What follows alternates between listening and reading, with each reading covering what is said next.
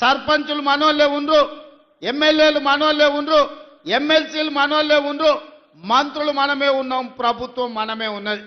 మరి ఏనైనా మన కాలనీలలో ఎవడన్నా అప్పి తప్పి బీఆర్ఎస్ వాడు కౌన్సిలర్ కార్పొరేటర్ అయితే ఇక వాడు మనకేమన్నా పని చేస్తాడా ఒకసారి ఆలోచన చేయండి.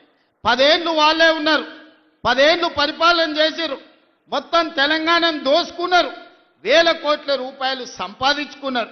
ఆస్తులు సంపాదించుకుంటే పర్వాలేదు, 7 అంతస్తుల మేడలు కట్టుకుంటే పర్వాలేదు, కానీ పెళ్ళా మొగుడు ఫోన్లలో మాట్లాడుకుంటే కూడా ఫోన్లు విన్నారా? ఇంత సిగ్గు తప్పినోడు ఎవడన్నా ఉంటాడా? వాళ్ళ బతుకు చెడా. పెళ్ళ మొగుడు మాట్లాడుకుంటే కూడా గా జోలి ఇంటాడా ఎవడన్నా? జడ్జిలను వదలలే, జర్నలిస్టులను వదలలే, ప్రతిపక్ష నాయకులను వదలలే, పెళ్ళ మొగుడు జోలి వదలలే, సినిమా తారాలు మాట్లాడుకుంటుంటే వాళ్ళను కూడా వదలలే. ఎవడు ఏది మాట్లాడుకున్నా వాని ఫోన్లలో ఏం మాట్లాడుకుంటుండో వీడికి ఎందుకయా? వీడేమన్నా మనిషేనా? అసలు మానవ జన్మ ఎత్తడానికి అర్హత ఉందా? మంది ఫోన్ తినేటోడు అసలు మనిషా?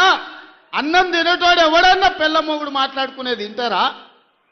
అట్లాంటి సన్నాసులకు మన పోలీసు వాళ్ళు నోటీస్ ఇచ్చారు. మా జాతిపితకు నోటీస్ ఇస్తారని. ఎవరికిరా నువ్వు జాతిపితవు? ఎవడు నీ జాతి? వినోదరావు నీ జాత? ఎర్రబల్లి దయాకరావు నీ జాత? కుక్కడపల్లి కృష్ణారావు గారు నీ జాత?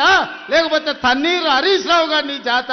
నీ జాతికి పిత ఉండొచ్చు, మాకు మా నల్గొండకో లేకపోతే మా పాలమూరుకు నీ జాతితో ఏం పని?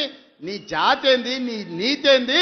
నీలాంటోడు జాతి పితయి పెళ్ళ మొగుడు జోలి పెట్టుకుంటే కూడా ఫోన్ లేని సన్నాసి నువ్వు జాతి పితవంటే ఎవడన్నా ఉంటే ఆత్మహత్య చేసుకుంటాడు, బాయిలో దుంకి చచ్చిపోతారు. సిగ్గుతోని తల వంచుకోవాలి. ఇట్లాంటి ఘోరమైన క్రూరమైన నేరాలు చేస్తే పోలీసు వాళ్ళు పట్టుకొచ్చినట్టు వానికి ముఖానికి ముసుగు తొడిగి కండ్ల కాడికి ఇట్లా పొక్కలు పెట్టి పట్టుకొస్తారు. ఆయన ముఖం మందికి చూపియొద్దాడు. మన పోలీసు వాళ్ళు పిలిచినప్పుడు హరీష్ రావును కేటీఆర్ని అందరినీ ముఖానికి ముసుగు తొడిగి పట్టుకొచ్చేది ఉండే, లేకపోతే ముఖానికి మసి ఊసి పట్టుకొచ్చి పోలీసుల ముందర పెట్టేది ఉండే. పోలీసు వాళ్ళు మంచోళ్ళు కాబట్టి ఏమనలేదు. మా జాతిపితకు నోటీస్ ఇస్తావా? మా జాతిపితకు నోటీస్ ఇస్తే తెలంగాణ సమాజానికి అంత ఇచ్చినట్టే అంటాడు. అట్లనే అనుకుందాం. ఒకవేళ మీకు నోటీస్ ఇస్తే తెలంగాణ సమాజానికి ఇచ్చినట్టే అంటున్నావు కదా, మరి నీ జన్వాడలో ఉన్న ఫామ్ హౌస్ మా తెలంగాణ ప్రజలదా? నీకు నోటీస్ ఇస్తే మరి తెలంగాణ అందరికి ఇచ్చినట్టయితే నీకున్న ఎర్రవల్లి ఫామ్ హౌస్ తెలంగాణ సమాజం అందరికి ఇస్తావా? జన్వాడలో నీకున్న ఫామ్ హౌస్ అందరికి ఇస్తావా? మొయినాబాద్లో హరీష్ రావుకున్న ఫామ్ హౌస్లో అందరినీ రాణిస్తావా? మీ టీవీలు మీ పేపర్లు మాకు ఇస్తావా? వేల కోట్ల రూపాయలు తెలంగాణను కొల్లగొట్టిన దాంట్లో తెలంగాణ నిరుద్యోగులకేమని ఇస్తావా? ఎమ్మెల్యేలు, ఎమ్మెల్సీలు, రాజ్యసభలు, లోక్సభలు, మంత్రులు, ముఖ్యమంత్రి అన్ని మీరే తీసుకున్నావు. తెలంగాణ సమాజానికి ఇచ్చినవా? ఒక్క శ్రీకాంతాచారి తెలంగాణ కోసం ప్రాణత్యాగం చేస్తే శంకరమ్మ ఎక్కడుందో కూడా తెలియదు వాళ్ళ తల్లికి. కనీసం మొట్టమొదట తెలంగాణ కోసం ప్రాణత్యాగం చేసుకున్న శ్రీకాంతాచారి తల్లి కూడా చిన్న బాధ్యత ఇవ్వకపోతివే. జాతిపిత అంటే ఎవరయ్యా అంటే తెలంగాణ కోసం సర్వం త్యాగం చేసిన ప్రొఫెసర్ జయశంకర్ జాతిపిత అవుతాడు. లేకపోతే ఆంధ్రప్రదేశ్లో పార్టీ చచ్చిపోయినా, తెలంగాణలో అధికారం కోల్పోయినా, కేంద్రంలో ప్రభుత్వం పోయినా పర్వాలేదు అని తెలంగాణ రాష్ట్రం ఇచ్చిన సోనియమ్మ తెలంగాణ తల్లి అయితే తప్ప నీలాంటి దోపిడీదారుడు, దొంగ, లుచ్చ నువ్వెట్లా జాతిపితమవుతావని నేను అడగదలుచుకున్న. మిర్యాలగూడ నుంచి సిగ్గులేని మాటలు మాట్లాడతారు. ఇవాళ చేసిన తప్పులకు తల వంచుకొని ముక్కు నేలకు రాయాలి. తెలంగాణ సమాజం ముందల తెలంగాణ సమాజాన్ని క్షమాపణ అడగాలే తప్ప ఇవాళ ఇంకా సిగ్గులేని మాటలు మాట్లాడుకుంటూ బీఆర్ఎస్ వాళ్ళు తిరుగుతారు. ఇక ఈడ కూడా మీ దగ్గర ఒక ఆయన ఉన్నాడు, నక్కచిత్తుల భాస్కర్ రావు అని. ఎవడయా భాస్కర్ రావు? ఎవడు? జానారెడ్డి చెప్పులు మోసినోడు కాదా? జానారెడ్డి ఇంట్లో నీళ్ళ సీసాలు మోసినోడు కాదా? జానారెడ్డి నమ్మి కన్న కొడుకు ఇయ్యకుండా నల్ల నక్కచిత్తుల భాస్కర్ రావు టికెట్ ఇస్తే కాంగ్రెస్ పార్టీ కార్యకర్తలు మీ రక్తాన్ని చెమటగా మార్చి మీరు భుజాల మీద మోసి మిర్యాలగూడ ఎమ్మెల్యేని చేస్తే మీ ఆత్మ గౌరవాన్ని తీసుకెళ్లి ఎర్రవల్లి ఫామ్ హౌస్లో కేసీఆర్ కాళ్ళకాడ తాకట్టు పెట్టినోడు ఇవాళ మళ్ళా మీ దగ్గరకు వస్తున్నాడు. గాయన మనకు నాయకుడు. ఒక్కసారి ఆలోచన చెయ్యండి. ఇవాళ ఈ నక్కచిత్తుల భాస్కర్ రావు ఇవాళ మనోళ్ళు నామినేషన్ వేస్తే బెదిరిస్తుండంట మీరు వాపసు తీసుకోవాలని. చింతపండు అవుతుంది భాస్కర్ రావు, నువ్వు అనుకుంటున్నామేమో.